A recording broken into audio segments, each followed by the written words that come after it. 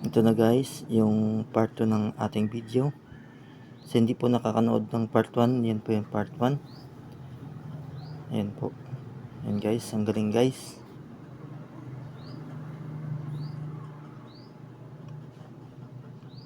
Ito na guys yung full video. At sa hindi pa po naka-like, paki-like na lang po. At pa-follow ang ating Facebook page para po sa mga upcoming videos na kagaya po na ito. And then continue to watch guys. At pakinggan din po natin yung pag-uusap ng aming chiefmate at aming kapitan guys. Stop 1 and 2, stop.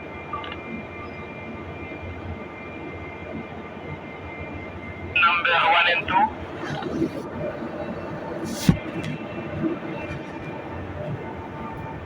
Yan guys, kung mapapansin nyo, lingon pa ako ng lingon dyan sa aking kanan. Number 1. Kasi baka po may dadaang bisita or crew po na kasama ko dyan sa barko. Baka po dadaan papuntang shore.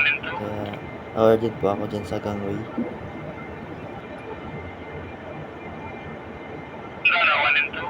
Yan guys, so sa mga magtatanong or naku-curious kung paano nakokontrol ng aming chiefmate or yan po yung sasalita kung paano niya po nakokontrol yung crane sa magkabilaan, sa mga magtatanong po, yan po sa ano na yan, sa crane 1, dun po sa Caraproa o sa unahan na crane, at dito po yung sa atras, yan po yung nakikita ninyo. Sa mga magtatanong kung sino po yung nagkocontrol dyan, yan po ay merong dalawang tao na naka-assign sa magkabilang crane. Yan po ang boso namin dyan sa crane 1, at dito po sa crane 2 ay yung aming AB naman. So yan guys, kung mapapansin nyo, sila po ay nakikinig lamang, no? Nakikinig lamang din sa aming chiefmate na nagsasalita kung paano makontrol ng maayos yung paglapag ng isang barko na yan guys, yung isang malaking barko na yan, no? So guys, panoorin na natin hanggang dulo, kasi dyan sa dulo makikita natin kung paano mapapalapag ng aming boson at AB yung nakaangat na yan guys na isang barko, ano? So yan guys. And guys, gustong magtanong o may gustong itanong sa akin, no? Pwede po tayo mag-comment dyan sa comment section guys. At gustong malaman kung paano namin naikarga yung mga ganyang bagay, no? Meron po kasi yung guys, maliban dyan sa isang binubuhat ng crane 1, crane 2 namin, bali meron pang dalawa nandoon galing sa kabila, dyan sa may seaside naman or sa dagat, na iaangat namin papunta dyan sa ano na yan, sa hatch cover namin or sa weather deck namin guys. Napagaling yan guys, kasi sa pag-angat ng bangka na yan guys, o yung barko ng malaki na yan, merong ano dyan guys, lumilipad na drone, no? Hindi lang namin napapakita dyan, pero meron pong drone dyan na siya pong nagbabantay o nagmumonitor ng operation. And guys,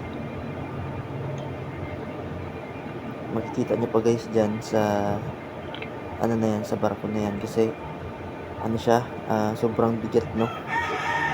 Halos yung crane namin yan guys, meron yung guys, safety working load na 200 tons magkabilaan, so 400 tons guys. So estimate ko dyan guys, yung barko na yan guys, nagbibigat ng mga almost 300 tons guys. And guys, imagine yung sobrang bigat niyan guys. Ang galing din yan guys, kung napapanood yung part 1, bali lang yan siya, merong tao dyan na nagko-control na taga shore dyan sa lugar na yan guys. Bali meron siyang hinahawakan na controller o remote na kung paano niya na mapapagalaw o mapapatakbo ang trailer truck na yan. Paisig mo ako kung line-line Kasi pa rin. sa trailer truck na yan guys, yan naman yung isa rin sa pinakamahirap na sa part ng nagdodrive. Kasi medyo malaki yan, yung bangka na yan medyo mataas.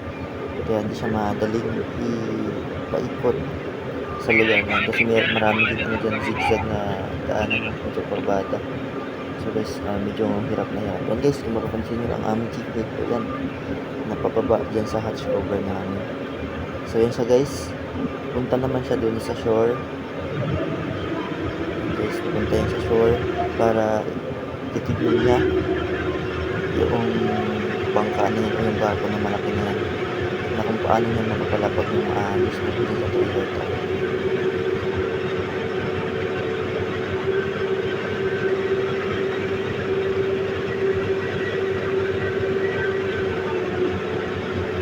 And guys, kung mapapansin nyo na, malapit na siya mag-inline or maposisyon yung malaking barko na yun guys dun sa trailer truck namin. And guys, magkita nyo may mga ano dyan, may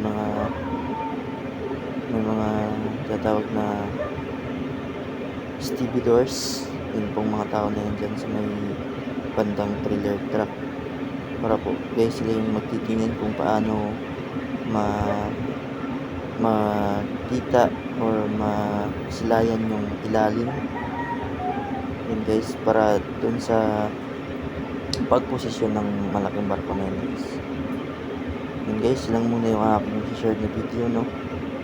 So sa sunod ng mga video guys, ay meron po tayong video kung paano naman maiangat yung barko doon sa dagat papunta dyan sa pinagbunan din niya ng ano na yan, ng barko na yan, dyan sa hatch cover o sa leader deck na.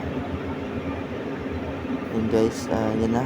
Hindi napapansin nyo guys yung mga tao dyan sa paligid, yung medyo naglalayo na sila. So, yun guys, malapit na maipatong yung bangka na yan guys din sa trailer truck na yan, kakargahan naman ang malaking barko na yan guys.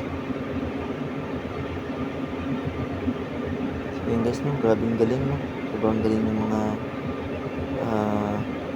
mangyayari dyan kasi ano din guys, credit din sa aming boson at sa aming AB na nagdadrive ng ano na yun guys, crane. So sobrang galing nila, nagpo-focus na sila guys kung paano mapagaan or mapaganda yung trabaho namin guys dyan. Oy, sila pala kasi sila po yung nandyan sa crane na. Yun guys, salamat sa panonood.